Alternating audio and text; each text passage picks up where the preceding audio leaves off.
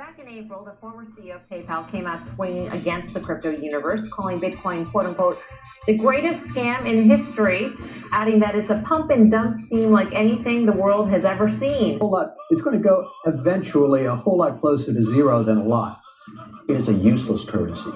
It is a useless currency. That's what I believe. I mean, look, I realize people have different opinions, but to me, it's garbage. I hate gold. Gold is a religion. There's some fundamental value to gold, but everything else it's a collectible. I see gold and Bitcoin as being the same thing. And when that comes out, you heard it here first. Bitcoin is going to zero. Zero. When it comes out, zero. Bitcoin hit a new high today. I could care less what Bitcoin trades for, how it trades, why it trades, who trades it. If you're stupid enough to buy it, you'll pay the price for it one day. At one point this weekend, you said that Bitcoin, and this was based, you were asked, Charlie said Bitcoin's like rat poison. You were asked about that comment, and you said, well, it's probably more like rat poison squared. Charlie went on in the meeting to then basically call Bitcoin turds. He is an expressive sort of thing. Bitcoin is worthless artificial gold, which if it succeeded would facilitate a lot of illicit activity. Now that is not something I think the world needs. I would be very surprised if the top partners in Goldman are selling their Goldman stock and putting it into Bitcoin. But I want to cover this subject now because my friend Charlie will come on at 8 o'clock. There's no telling what he will say. Well, that's my whole entire point. I do want to ask Charlie about it because I think when he talked about the turds, he was referring to this. He said if you're trading this, it's like watching other people trading turds and deciding you want to get a piece of that. Well, you're not going to get me to comment on that. Of stocks, and I had it down to a science, and it's exactly what's happening with Bitcoin. There are two purposes of money, a medium of exchange and a storehold of wealth. And Bitcoin is not effective in either of those cases now. Herzlich willkommen, Krypto-Freunde, Investoren und Newcomer. Was geht ab, Leute? Und das, was ihr gerade im Video gesehen habt, ist der Grund, warum die meisten Retail-Investoren ultra spät auf diesen Kryptozug aufspringen werden. Weil sie sich solche Milliardäre, solche Seelenlosen anhören, wie die Bitcoin, wie die Kryptos schlecht reden.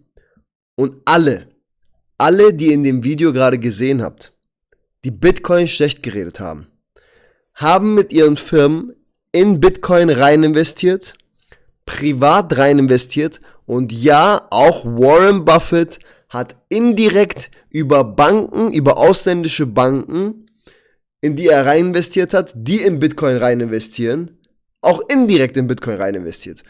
Alle, die ihr im Video gesehen habt. Und was machen die meisten? Was machen die meisten, die in Krypto reingehen wollen? Ja, Warren Buffett hat das als Rattengift bezeichnet. JP Morgan hat gesagt, das geht auf Null. Und Ray Dalio hat gesagt, dass es überhaupt nicht mit einer Währung zu vergleichen ist und dass es keine Zukunft hat. Und all diese Milliardäre müssen doch recht haben. Ja, guess what? Während ihr zu günstigen Preisen nicht eingekauft habt, haben die es getan. Und jetzt, wo die Preise bei All-Time Highs sind, fangen die an, das gut zu reden. Sei es PayPal, guckt euch an, was PayPal gemacht hat. Ihr habt ja gerade gesehen, was er am Anfang des Videos zu Bitcoin gesagt hat. Ja, es wird wahrscheinlich ja eher, dass es auf 0 fällt, als auf 100.000. Und dann bietet PayPal auf einmal Bitcoin zum Kauf an. Bitte. Darum, Leute, hört nicht auf CNBC, auf diese ganzen Nachrichtensender, auf N24, wenn die Kryptos so schlecht reden und sagen, das ist gefährlich und das ist eine Blase. Klar, es ist eine Blase. Wie oft ist die schon geplatzt, diese Blase, nach jedem Bullrun? Aber es geht weiter. Es steigt und steigt und steigt. Es ist keine Blase, die einfach, wo es platzt und diese Assetklasse verschwindet. Und das müssen sich die meisten einfach mal bewusst machen, Leute. Okay, gucken wir uns mal an. Was ist hier los? Es wird gesagt, es wird gemunkelt, dass Bitcoin Futures ETF wahrscheinlich noch im Oktober genehmigt werden von der SEC zu einer 75%igen Wahrscheinlichkeit. Ich weiß zwar nicht, wie der gute Mann hier darauf kommt, auf diese 75%. Das ist ein Analyst für ETFs, aber der scheint wohl irgendwelche Quellen zu haben und es soll heißen, dass Bitcoin ETFs wahrscheinlich im Oktober, also Bitcoin Future ETFs, noch genehmigt werden. Und was das heißt, ist folgendes. Dieses Bild drückt es schon richtig aus. Institutionelle warten darauf, in Bitcoin rein zu investieren, aber sie haben Angst, direkt rein zu investieren und warten auf die ETFs. Und was sagt uns das? Schaut euch das mal an. Ein hoher Representative der US Bank, also der Vice Chair of Wealth Management and Investment Service Division, der hat hier Folgendes gesagt.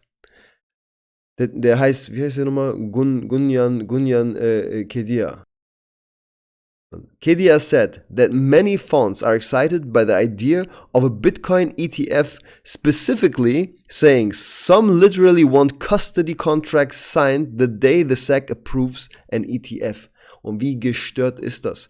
Das bedeutet, Leute, viele Investoren, die warten genau auf diesen Moment, dass die ETFs von der SEC genehmigt werden, um genau in diesem Moment zu unterschreiben und Einkäufe zu tätigen. Und sieh an, die US Bank möchte gerne Crypto Custody anbieten. Was heißt das?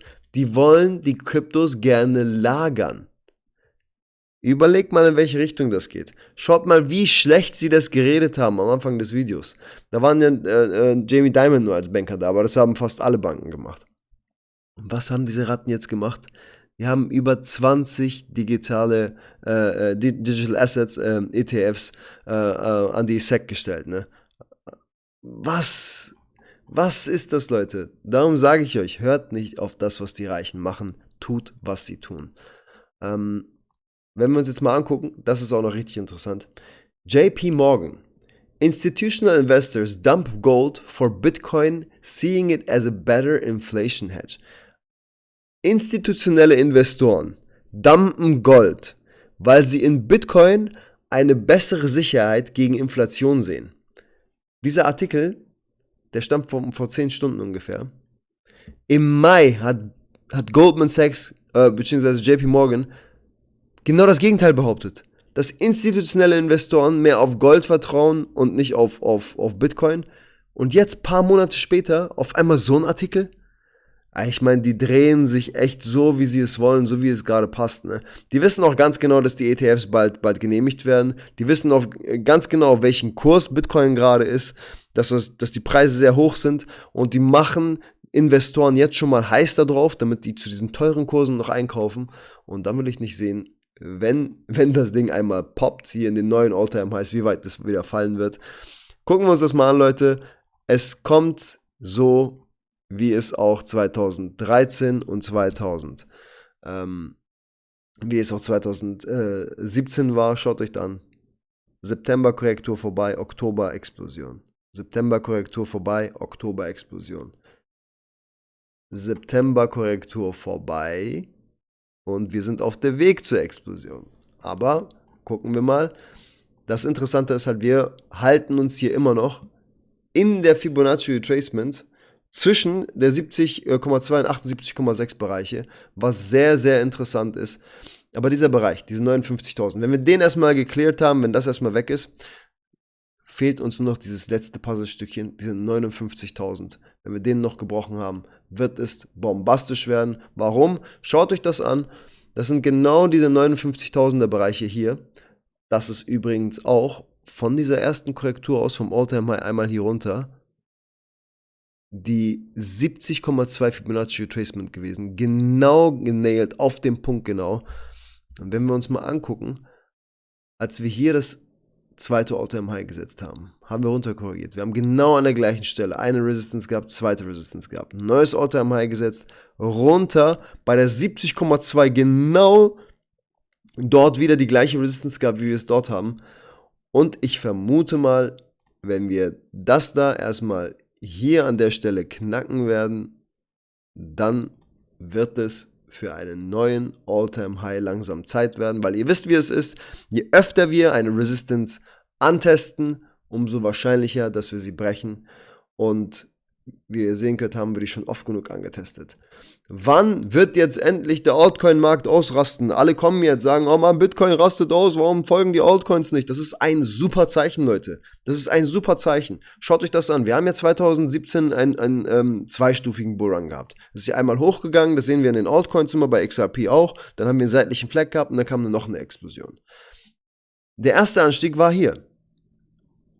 Die Bitcoin-Dominanz hatte von dem Punkt hier aus, von hier oben, von 86% auf 37% nachgelassen. Das war die erste Stufe. Dann haben wir wieder einen starken Anstieg gehabt bei der Bitcoin-Dominanz. Schau mal, wo sind wir hingegangen? Auf 63. Und das war dann der Höhepunkt, wo Bitcoin sein All-Time-High bei 20.000 hatte. Da haben wir diese 40%ige Korrektur gehabt an der Spitze und danach ist das hier passiert. Bitcoin-Dominanz lässt herab von 63% auf 32%. Und in dieser Phase, wo die Bitcoin-Dominanz nachgelassen hat, ratet mal, was mit diesem Bitcoin passiert ist.